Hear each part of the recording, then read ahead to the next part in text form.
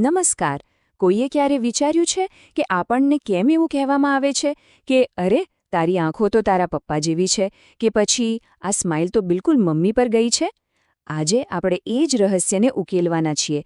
કેમ આપણે આપણા પરિવાર જેવા દેખાઈએ છીએ પણ છતાંય તેમની એકદમ ઝેરોક્સ કોપી કેમ નથી?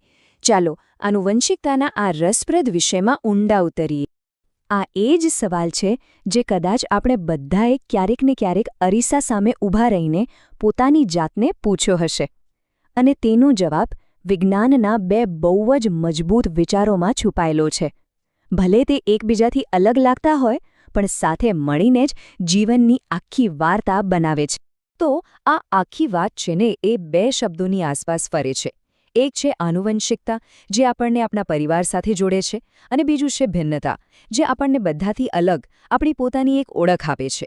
ચાલો સૌથી પહેલાં આનુવંશિકતાને સમજીએ. તો આનુવંશિકતા એટલે શું? એકદમ સિમ્પલ ભાષામાં કહીએ તો એ એવી પ્રક્રિયા છે જેનાથી માતા-પિતાના લક્ષણો, જેમ કે બાળનો રંગ, આંખોનો કલર કે પછી ઊંચાઈ, એ બધું એમના સંતાનોમાં આવે છે. આ જ કારણ છે કે ફેમિલી ફોટો આલ્બમ જોઈએ તો ઘણી બધી સમાનતાઓ દેખાય છે.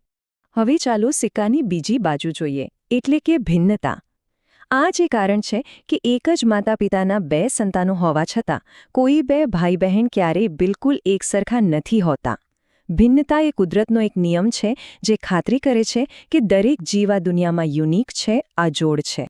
પણ અહીંયા એક સવાલ થાય, બરાબર ને, કે જો આનુવંશિકતા લક્ષણોને એક પેઢીમાંથી બીજી પેઢીમાં જેમ છે તેમ લઈ જાય છે, તો પછી આ ભિન્નતા એટલે કે આ બધા તફાવતો એ આવે છે ક્યાંથી? એનો સોર્સ શું છે? વેલ, આનો જવાબ જીવનની એકદમ મૂળભૂત પ્રક્રિયામાં છુપાયેલો છે, અને એ છે પ્રજનન. દર વખતે જ્યારે કોઈ નવા જીવનું સર્જન થાય છે, ત્યારે ભિન્નતા માટે એટલે કે કંઈક નવું થવા માટેનો એક દરવાજો ખુલી જાય છે. પણ આ થાય છે કેવી રીતે? ચાલો એ સમજીએ. આ પ્રક્રિયાને એકદમ સરળ રીતે સમજવી હોય તો એક ફોટોકોપી મશીનનું ઉદાહરણ લઈ શકીએ. માતા-પિતાના ડીએનએ, જેને આપણે શરીરની બ્લુપ્રિન્ટ પણ કહી શકીએ, એની નકલ બને છે એમના સંતાન માટે. પણ જેમ કોઈ પણ કોપી 100% પરફેક્ટ નથી હોતી, ક્યાંક ને ક્યાંક નાનો મોટો ડાઘ રહી જાય છે, બસ એ જ રીતે ડીએનએ કોપી થતી વખતે પણ નાની નાની ભૂલો કે અચોકસાઈઓ રહી જાય છે. અને આ જ નાની ભૂલો વાસ્તવમાં ભિન્નતાનો જાદુ છે. અને મજાની વાત એ છે કે આ ભિન્નતાઓ ફક્ત એક જ વાર નથી થતી. આ તો દરેક પેઢીમાં બને છે અને ધીમે ધીમે ભેગી થતી રહે છે, જેના કારણે સમય જતાં વિવિધતા સતત વધતી જ જાય છે. આને સમજવા માટે ચાલો એક ઉદાહરણ જોઈએ. કલ્પના કરો કે સૌથી ઉપર એક મૂળ સજીવ છે. હવે જ્યારે એ પ્રજનન કરે છે ત્યારે એના બે સંતાનોમાં થોડી થોડી ભિન્નતા જોવા મળે છે, જેને આપણે અલગ રંગથી ઓળખી શકીએ. અને પછી જ્યારે આ સંતાનો મોટા થઈને પ્રજનન કરે છે ત્યારે એમની આવનારી પેઢીમાં તો ભિન્નતાઓનું પ્રમાણ હજી વધી જાય છે.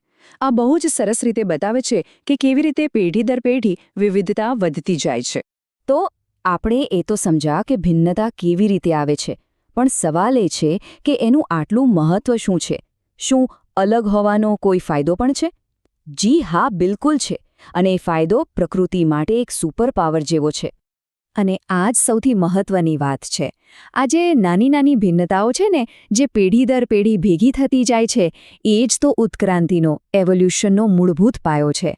લાખો વર્ષોમાં આ નાના નાના ફેરફારો ભેગા થઈને જ નવી પ્રજાતિઓ બનાવે છે. વિચારો, એક નાનકડી પ્રક્રિયાનું કેટલું મોટું પરિણામ! ભિન્નતા છે ને, એ કોઈ પણ જાતિ માટે એક સેફ્ટી નેટ જેવું કામ કરે છે. ચાલો એક ઉદાહરણ લઈએ. માની લો કે કોઈ જીવજંતુઓની વસ્તીમાં લાલ અને વાદળી એમ બે અલગ અલગ રંગના સભ્યો છે. હવે જો અચાનક પર્યાવરણ બદલાય અને શિકારીઓ લાલ રંગને સહેલાઈથી જોઈ શકતા હોય તો શું થશે?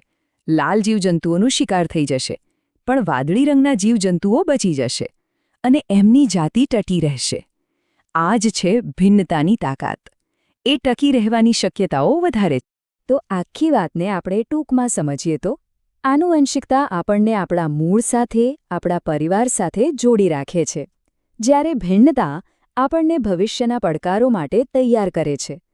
એક આપણને સમાનતા આપે છે, તો બીજું આપણને આપણી અલગ ઓળખ અને ટકી રહેવાની અદ્ભુત તાકાત આપે છે. અને આ જ વિચાર આપણને એક બહુ મોટા અને ગંભીર સવાલ પર લાવીને મૂકી દે છે. આપણી આ દુનિયા જે આટલી ઝડપથી બદલાઈ રહી છે, એમાં આજે જે અસંખ્ય ભિન્નતાઓ સર્જાઈ રહી છે, એમાંથી એવી કઈ ભિન્નતા હશે જે આવનારા ભવિષ્યમાં જીવનના અસ્તિત્વની ચાવી બનશે? આનો જવાબ કદાચ સમય જ આપી શકશે.